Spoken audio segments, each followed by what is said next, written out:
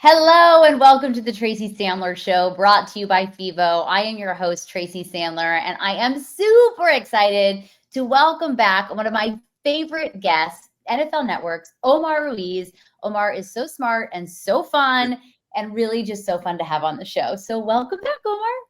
Thank you, Tracy. And we must note, because the way the previous appearance ended with our hands ringing about the Dodgers, and we were so worried about this run and the lack of pitching. And this is my first appearance since we won the World Series. Omar and I played very hard, very hard. What a thrill. And I'm sure you saw on my social media, I was able to take my 4-year-old daughter to the Bronx for games 4 and 5. So we were there when they clinched, and just a tremendous experience. And I feel like getting out what we did, airing our grievances on this show, kind of like was a reverse jinx for us, like all the worry, letting go of the pressure, and it all worked in our favor. Because if we would have gone out, super confident, like, we have been in years past, then, we would have been let down with disappointment. So they did not disappoint us, and congratulations to us, Tracy. Congratulations to us. And it's so cool that you guys were able to be there and see them clinch. It's just so cool. And it's funny, I had people and friends say they should come back to LA to win it. I'm like, no, they should win it. Yeah, exactly. Just period. Okay? Yeah. That bottom of the ninth, I don't think I've told the story on the show. I was watching with a friend, and it was, 2 outs, bottom of the ninth. And I turned to him and I said, I hope you won't judge me for crying no matter how this ends. Because the other scenario. But it was really, really exciting. And I'm sure all the 49ers fans listening love the Dodgers. It was so exciting. It really was. It was awesome. So I'm glad that you brought that up, because I forgot that we have not had you on the show since they won the World Series. And hopefully you'll come on next year and they'll repeat. There you go. That's what I like. In the meantime, another LA team, one that doesn't get quite as much fanfare, but another LA team is playing Thursday Night Football in Santa Clara, California, against the 49ers. So it's the Rams-49ers in a NFC West division matchup. We might get 2 Thursday Night Footballs that are really good in a row, because last week the Packers and the Lions in the NFC North matchup was amazing. And now we have the 49ers and the Rams in a game that means pretty much everything to both teams. Like, it's kind of use it or lose it. I don't know if that's the right term, but both teams are in a position that if they lose this game, they're basically out of the playoffs. Yeah. Not officially, but basically. Yeah, they're both in that window of the NFC playoff picture where, you slip up once, and then it's going to be really hard to climb up above everybody else. Now, crazier things have happened, but yeah, they're both in that desperation mode, that playoff now mode, and they both have that mentality. And just in talking to, players from both teams, this week, it's really that sense of urgency, the desperation that we heard Brock Purdy and most of the Niners talk about on Sunday and throughout this week, and establishing, the offense the way they wanted to against Chicago, and really with, I thought, Talanoa Hufanga back, kind of setting a tone for the 49ers defense, them sort of playing that complementary style of football that they had become so known for, over this Kyle Shanahan era. And then the Rams, same thing, going toe to toe with one of the NFL's elite and withstanding a transcendent performance. It seems like every week we're talking about a transcendent performance from Josh Allen, but the Rams to overcome that, get the win, that certainly boosted their confidence. Not only boosted them in the standings, NFC West and the NFC playoff picture. They're currently the 8th seed, so right outside, Washington from that last playoff spot, but really boosted their confidence with, granted they do have that playoff experience last year. Yes, they rallied from a dark hole at 3-6 last year to make the playoffs, and trying to do the same thing again. But still, you guys have Braden Fisk and Jared Verse, rookies on the team that are making significant contributions that don't have that experience. So the boost of confidence they got in beating the Bills. So you have 2 big Titans and heavyweights, like you said, in a playoff type atmosphere, not much room for error. And I was thinking this morning in preparing for this game,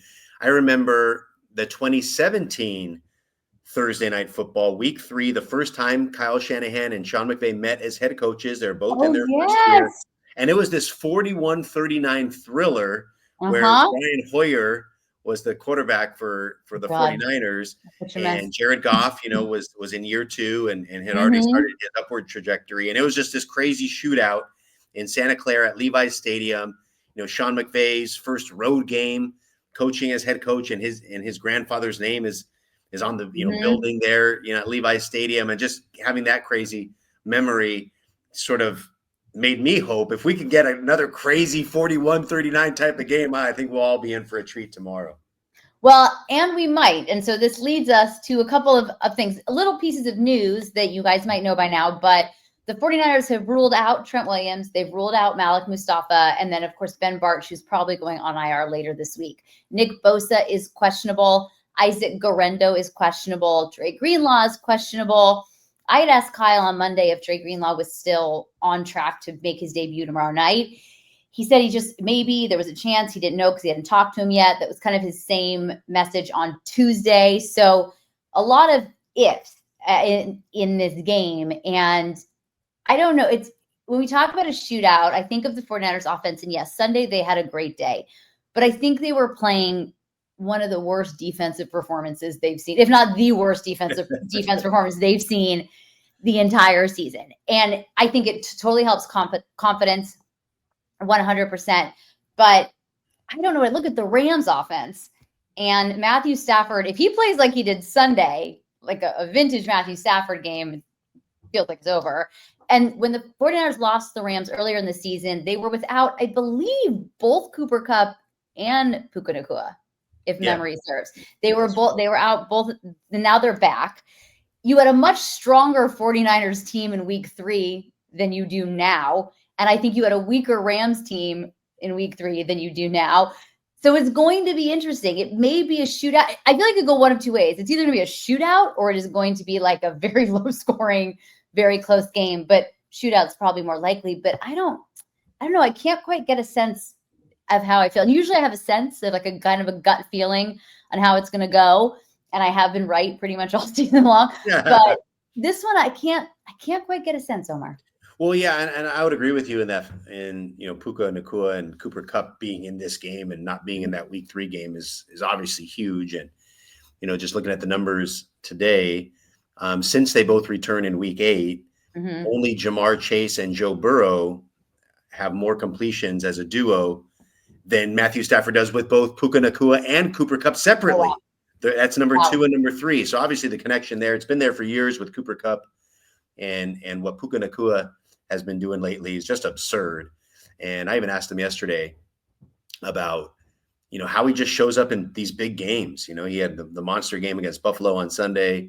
Last year in the playoffs, he set the rookie record for receiving in a single playoff game. And just he's so fun-natured and just, talks about just enjoying every moment of the week and the preparation and playing with his guys. And then you see the culmination of that on game days is sort of his trick to playing in big games and elevating and rising to the occasion.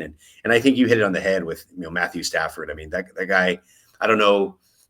I think historically, I don't know if there's a more underrated player, for how good he's been in and year out, going back to Detroit. And I know there's a lot of years without fanfare, having played with those, Detroit Lions teams that, were so downtrodden for years and years. And even as he got to the Rams and they won a Super Bowl, it was so much like there was an all-star team and Aaron Donald and OBJ and Cooper Kupp was Super Bowl MVP and all that sort of took away from the attention of Matthew Stafford. But just in watching him, the last couple of years, especially when they've weathered. Can you hear my dog barking?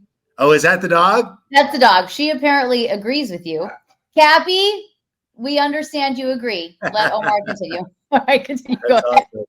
Awesome. Well, I mean, just, getting back to Matthew Stafford, it's, obviously they didn't have Cooper Kupp and Puka Nacua for much of the early season. Last year, they had all kinds of injuries. And like I said, they were 3-6 at one point. And this year they're 1-4. But then, so I think Matthew Stafford's performances to keep them relevant in the season, to be able to come up with wins that they somehow seemingly have no business winning, like that 49er game earlier in this year. Matthew Stafford making those plays to then now be a team that is within striking distance of the playoffs has been remarkable. And then I think on the flip side, the 49ers didn't have Debo. They didn't have George Kittle in that Rams game last time. So I think, granted, overall, they didn't have the injury, picture that they're dealing with now, and all those names that are out and questionable, and as we know that are on IR currently. So it will. They didn't have McCaffrey. Not that they're going to have McCaffrey now, but they didn't have him. And Mason, obviously not there now. And so it's hard, but it's still Kyle Shanahan versus Sean McVay. It's two hungry teams. There's still a lot of talent on the field, but when you talk about, not having a sense for it, that's a good reason why, because, four huge superstars in Nakua, Cooper Kupp, Debo, George Kittle weren't a part of that game. That will be a part of this game. And both teams, I'd say, have changed so much since that week 3 matchup. Speaking of Debo Samuel, he has certainly not had the season that 49er fans are used to, that Debo is used to. And he, of course, took to social media the other day. I say, of course, because that just seems to be something that happens all the time. He took to social media to say, it's not that I'm struggling, I'm not getting the ball. He since deleted that tweet and then said, I'm not saying anything about my teammates. I'm just venting, essentially. Those were not his exact words. But he said on Tuesday when we talked to him, you read what you read. So he certainly meant it. I guess it's possible we're poised for a big Debo game, but it hasn't happened yet. And I think that could end up being the X factor in this game.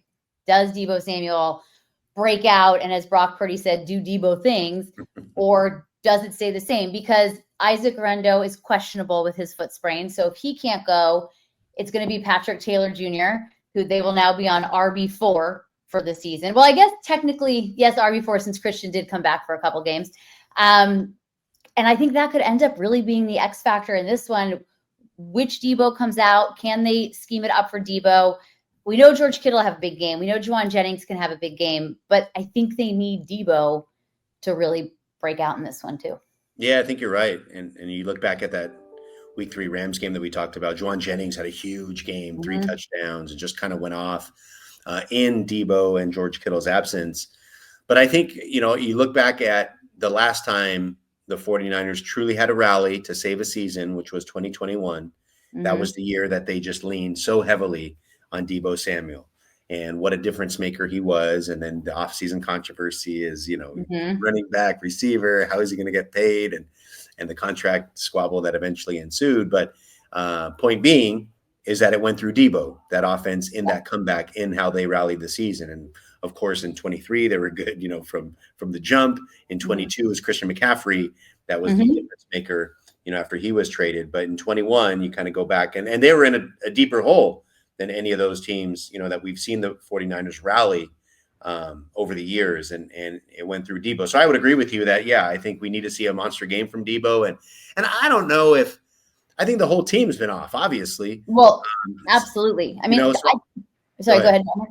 I was going to say, I like, so the fact that Debo hasn't been, as great as he normally has been is because the team hasn't been as great. And I just think back to watching, I remember the Tampa game that they pulled out late a few weeks ago. He was great in that game and, certainly helped win the game and made huge plays and just looked like Debo. And then in Green Bay and Buffalo and obviously Seattle was a late game collapse. So, that was a game that they should have had, regardless of sort of Debo's situation. And then nobody played well in Green Bay or Buffalo and, just kind of ran up against a couple buzzsaws. So I think maybe, and, I don't know if you guys talked to him yesterday about it, but like maybe that's something to get himself going, just to kind of, stir the pot for himself, the internal motivation to fire him up and away we go. Because, yes, I have seen the headlines that, Debo, not having the same season that he normally does, but nobody has. And so, I think that's just a function of all the injuries and everything else. But yeah, if Debo has a monster game on Thursday, then I think the 49ers are in great shape. Yes, I think so too. But it's interesting when you talk about nobody's been playing well. And I kind of want to go back to something that Kyle had said last week, something he said after the Buffalo game. And then, something he's just said kind of, I think on Friday before this Bears game. But, after the Buffalo game, he was asked, does this team not have as much fight as some of those teams that were 3-4 and 3-5? And he said, which I would totally agree with, he said, I wouldn't say this team doesn't have enough fight. There's plenty of fight, but it's not as good a team. And I thought it was like and he's right. They have not looked good. I'm putting the Bears game aside. They have not actually looked good at all this season, except maybe the Cowboys game. That was the only game where they kind of seemed to be going on all cylinders. Yes, they played really well against the Bears, but I have a hard time. It will give them confidence. It was great to see everything working on all cylinders, but that game to me said a lot more about the Bears than it did about the 49ers. So the Rams game against the Bills says a lot to me about the Rams. In that case, it says a lot more about the Rams than the Bills. So, it'd be kind of interesting to see. And then on Friday, Kyle said that he knew in training camp that they weren't quite there yet. He knew at the end of training camp. And I think that's been the problem all year. There's a lot of problems. There's the emotional, physical, mental exhaustion, the wear and tear. But it is not as good a team, and it's not necessarily roster-wise. They're just not as good as the teams we've seen in the past. Yeah, it's interesting you bring that up because, obviously not having the roster analysis, right there in front of me, but just thinking overall philosophically, something that I've always thought about, especially during the, Belichick, Brady, Patriots years, was that, you always heard that Belichick would move on from guys before they kind of fell off the table and would not pay them maybe a year too soon than a year too late kind of thing. And I think that what we saw in that era was them, I felt, always having the best roster, not necessarily from a star power. Of course, they had the quarterback, and they had Gronk, and then they would have, whether it was Wes Welker or Julian Edelman or, whatever the side pieces were for that offense, Randy Moss, obviously, for a few years. They would have, a couple other stars. But then I always felt because they didn't have such top-heavy talent everywhere else, they were just great 1 through 53 or even into the practice squad.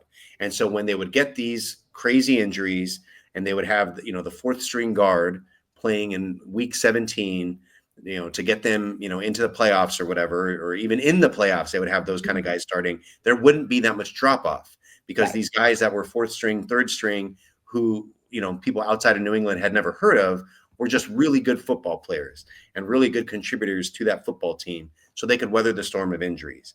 Now, I think back, to that sort of thought process to what the 49ers are, which is a whole bunch of other stars. And obviously John Lynch and the personnel department has done a great job assembling, great roster after great roster to get to these, levels of success that the 49ers have had. But when you pay all these guys, then your players 40 through 53 just probably aren't as strong. And so when you get those injuries, the fall off is much steeper. And I think maybe that's what we're seeing with the 49ers now, that, obviously you have, good players, good young players in the pipeline. They're developing. We're seeing signs of that, here and there, but just the overall talent gap from, the frontline star players to the back of the roster, maybe is a little wider than we've seen in years past. And as far as when Kyle says it's not as good of a team, maybe that's what he means, because, you still look at, there's so many good pieces, to this puzzle. And, like you said, when they put it all together, they can smash the Bears, which,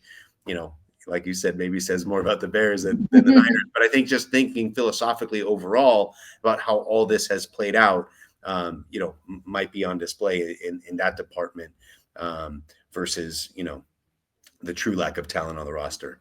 Well, and he said, when he said that, he said, I'm not necessarily saying roster. It's just not as good a team. But I think there are a lot of reasons for that. I think the roster isn't as good. I mean, last year it's like 2019 and last year, there's a reason those teams made it to the Super Bowl. Those were excellent football teams, and they were lucky. They were really lucky on the injury front. This year, they're really unlucky, but I would say it's not so much lack of luck.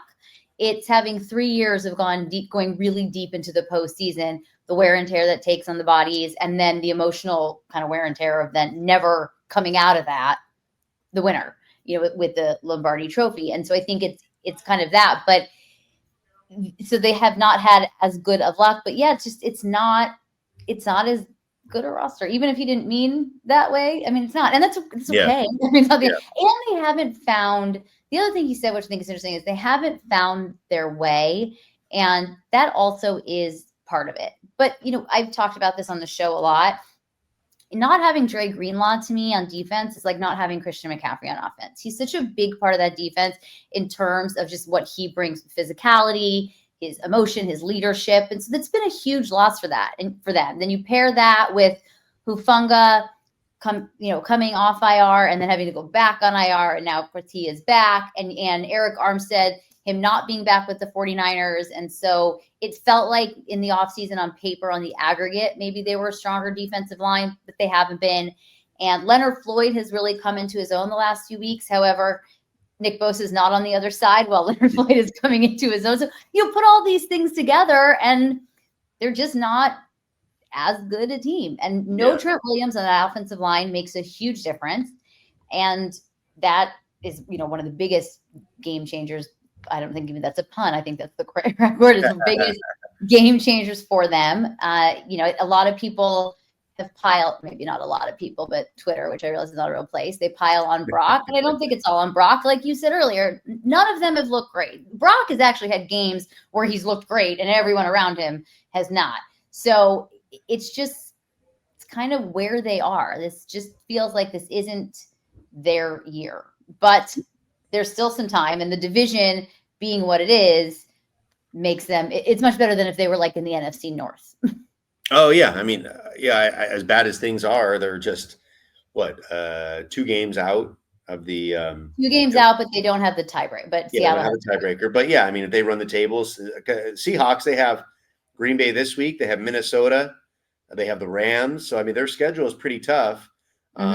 And at this time of year, everybody's playing tough teams, and everybody's fighting, scratching and clawing to kind of get to the postseason. So they'll all be tough games. But I mean, I could see Seattle easily losing twice, and I could see the 49ers running the table and sneaking in at 10-7. Just crazy things have happened in the NFL. We see 9-8 teams go to the playoffs every year, it seems, and it's still wide open.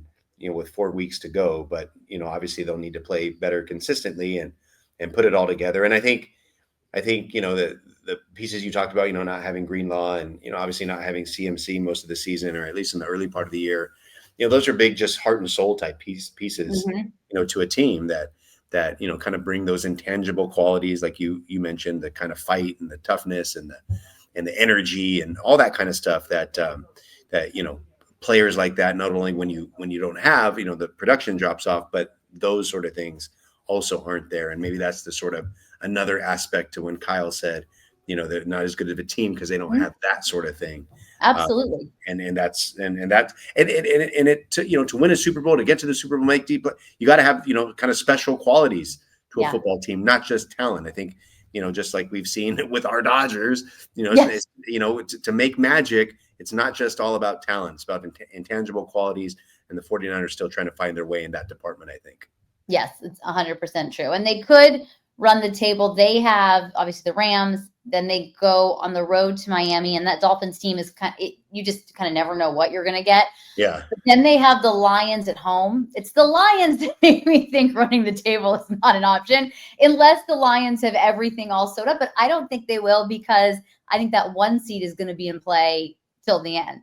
And not only that, the way they like to run up on people, they're going to come to Santa Clara, whether they have it locked up or not, and they're going to want to take out on the 49ers all that disappointment from what they experienced in January. They're going to try to put 50 on them where they have it sewed up or not. I think that's their mentality, and why they've been so good this year. I think that's true. So it's a tough road ahead, but we'll see what happens. I think this Thursday night game, we're recording this Wednesday. This is either going to go up Wednesday night or first thing Thursday morning. But this Thursday night game, I think for both teams, I know it mathematically and technically doesn't. Whoever loses is not out of it, but I would say most likely whoever loses is out of it. Yeah. Because it's a division game, and then the 49ers are like so behind in the division. Then they've lost the Rams twice, and so we'll see. It'll be interesting. It'll be interesting. Fun, but I'll get to see you, so that'll be fun. That'll be very fun. Omar, let everyone know where they can find you. We'll be on the Insiders tomorrow at 1:00, which you can find on your FAST channel and your streaming devices. And then on NFL Network, we'll start with NFL Game Day Kickoff at 3:00 Pacific, 2 hours before the game and leading all the way up to kickoff. And as soon as Amazon takes over, then I'll go up to the press box. But enjoy our reports on NFL Network without having to figure out your streaming for the game just yet. Perfect. And you guys can find me tomorrow and all the time on X at Tracy Sandler. I'm on Blue Sky now. So at Tracy Sandler, trying to be more active on it. Instagram at Tracy Sandler. I'm sorry. On X, I'm not at Tracy Sandler. On X, I'm at Tracy FGSN. On literally everything else, I'm at Tracy Sandler, but that one was taken. So on X at Tracy FGSN. But, pay attention for all your pregame fun videos, postgame videos, photos. We are brought to you by FIVO. We are brought to you by Bet Online. Please leave us an excellent review. We'd really appreciate it. And with that, I'll talk to everybody next time. Bye, all.